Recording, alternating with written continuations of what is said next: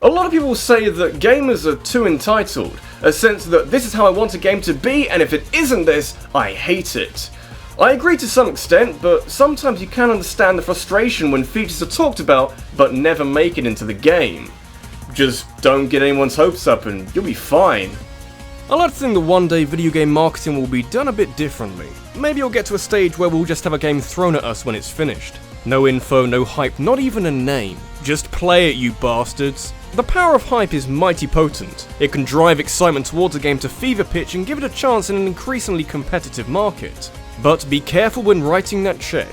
People will notice if there isn't a follow-through. Lying about the true nature of a video game doesn't automatically make it a bad game, but it does make it more of an uphill struggle to convince players that there are redeemable features about this disingenuous product. Sadly, most of the time a lie doesn't negatively affect sales in the way that it deserves. So I guess I have to make do with sitting here and whinging about it instead. Oh man, the day I get power, you're all fucked.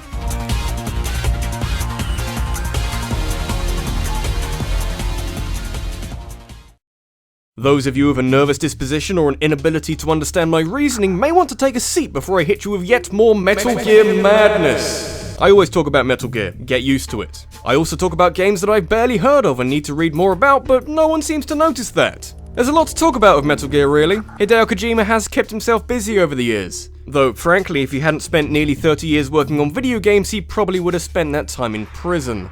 As a stance to take with a sequel to your most popular game yet, replacing the main character after the prologue, maybe not the best idea. Solid Snake captured the hearts and minds of a fair heaping of gamers when it became more polygonal Metal Gear Solid, a critically acclaimed game that helped to springboard the series into a new age. Naturally, a sequel would come soon after to take advantage of some better hardware. Surely you'd want to keep things kinda simple though. I'm not sure what material Kojima's balls are made out of, but to seemingly kill off the fan favourite Solid Snake, forcing the game to trade him out for a slightly less awesome protagonist who spends the rest of the game prancing around and having problems with his girlfriend, that requires a certain amount of faith that players won't just down tools immediately. The dishonesty comes from the fact that nowhere in the promotional material or even on the box art does it talk about Raiden's existence. And of course how he's the playable character for 90% of the game. Quite a few people did feel shortchanged and don't see the second game in quite the same light as the first, but in nearly every area MGS2 is an improvement, except in the one area that counts for more than you'd think. No harm was done really, but you can see why people were at least a bit upset.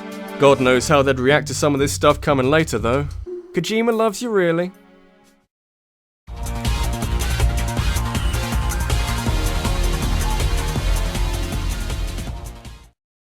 Every 5 or 6 years when high-up gaming people decide that they don't like how the wheel looks anymore, we go through this equal parts exciting and nauseating period where everyone reckons their new product will show off the next generation of gaming the best. They're important steps and odds are at least one showcase will be at least a bit representative of what the future will look like, but you can only watch so many tech demos before you accept that these only act as an opportunity for technicians to flex their techie muscles.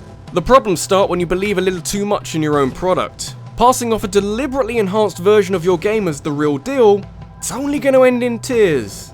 I've already ragged on Watch Dogs when it was shown off at E3 a few years ago, but I feel like it's a lot more relevant here. I can't underestimate just how amazing this trailer is, and at the time of watching it, the PS4 and Xbox One hadn't even been announced. So this fancy new Ubisoft IP with its cutting-edge graphics and seamless transition from cutscenes to gameplay sent the gaming press for a loop, and made it the most anticipated game for a decent period of time.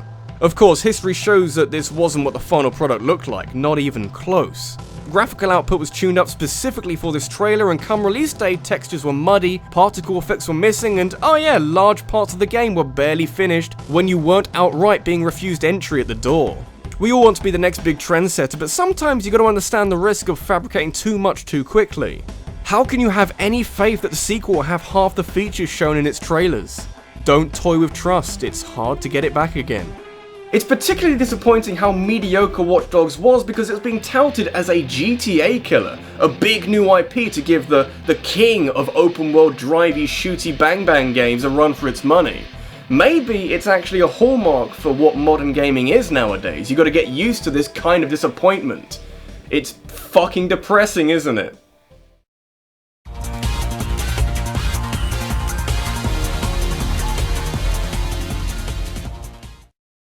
The oversaturation of certain genres in video games, and really I guess any media, leads to a more apathetical approach when another title gets thrown on the pile.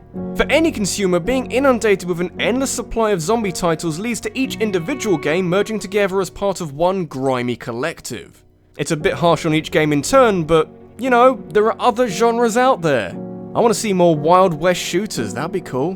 But there's still room for creativity within a type of game that very easily slips into monotony. The Last of Us had more of a focus on story and characters and is one of the best games ever made. This of course came a few years after Dead Island showed the world that zombie games could focus on the human side of a zombie apocalypse.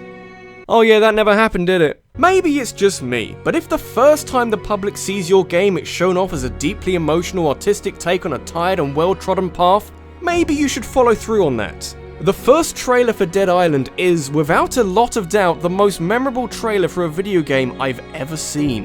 It tells the story of a young family on holiday who are caught in the middle of a zombie outbreak and struggle to cope with rescuing their daughter and a bunch of the undead. All told in slow motion and sometimes in reverse. And there's sad piano music, that's probably important. Eye-catching, memorable, if you want people to talk about it, you're doing it right. The thing is that when Dead Island became more of a game and less like a trailer, the final product was about as subtle and thoughtful as farting in a crowded lift. What could have been one of the more interesting zombie games to date went down in history as just another generic zombie game, where you craft things. It's not a terrible game by any means, just one I feel I've played 5 or 6 times before even booting it up. You know what I haven't played much of though? Wild West shooters, get some studio on that yesterday.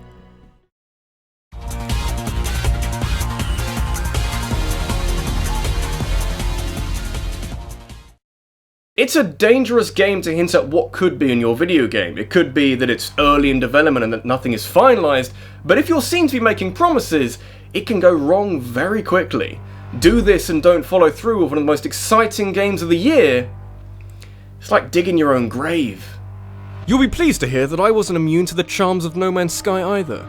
Those of you with a good and very specific memory will recall that of all the games that were coming out this year, No Man's Sky is the one I was the most excited for. Bear in mind this is the same year as Overwatch and the third Dark Souls game. What we knew about No Man's Sky left enough of an impression on me and many others to fuel the hype train enough to travel around the world many times. Fuel's dangerous though, very easy for it to blow up in your face. When you're on a roll you need to learn to consolidate your position rather than pushing it further.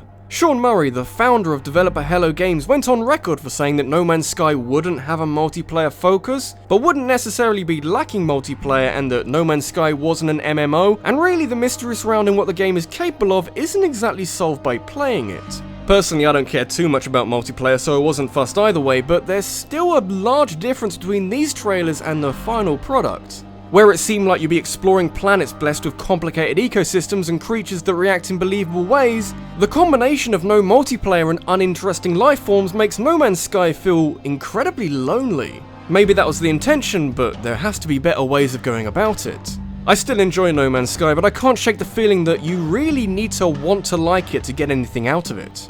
These early trailers promised an awful lot, and now that I'm sitting here playing it, it feels like there's a big disconnect. You've got the whole universe to explore. Do you really want to, though?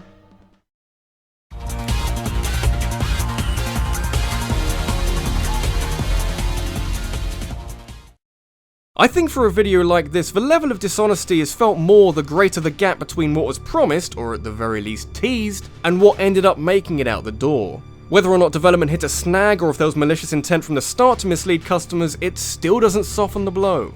Ending up in this state off the back of a terrible game produced by big names leaves you wondering what exactly went wrong.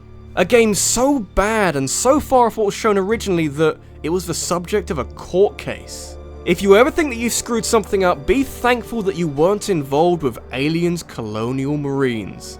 I remember when this game was good. There wasn't much game to play though. You don't often get a situation where effort towards a project actually makes it worse, but there you go. The gameplay demo for Alien's Colonial Marines didn't blow too many people away, but it had a certain cinematic feel to it and might go some way towards replicating the atmosphere and tension that was so thick in the movie. Sega enlisted the help of Gearbox Software, who had recently finished the 2 stellar Borderlands games, so everything was theoretically in place for a decent game. Then things got shady. Gearbox took some of their staff off of development towards Alien's Colonial Marines to work on other projects like Duke Nukem Forever. because that's clearly what you should make your priority, while still collecting payments from Sega as if the staff were all still there. The lack of manpower led to numerous delays, a general downsizing of the game, and even parts being outsourced to other development teams. When Aliens Colonial Marines finally came out, the lighting was ruined, the enemy AI was horrendous. The game that had been shown off numerous times at various events beforehand had been warped into a disfigured shadow, one that was only made clear at the game's release. The whole game from top to bottom is a lie. So much so that a lawsuit was filed against it, claiming that the demo that Gearbox showed off was deliberately tuned to a higher graphical output to intentionally mislead onlookers. Regardless if this is true or not, you can't deny that the gap between the demo and the final product is so large you could drive a bus through it. In space, no one can hear the deception. This is RabbidLuigi, and there's a special place reserved in the deepest, darkest depths of hell for whoever decided that this game needs a season pass. The DLC does fix a few of the problems, but it takes a certain amount of blind faith to throw money at a game that is wholly unfinished and generally terrible. Though, for all of Gearbox's efforts, however much of it is actually theirs, this game is horrifying.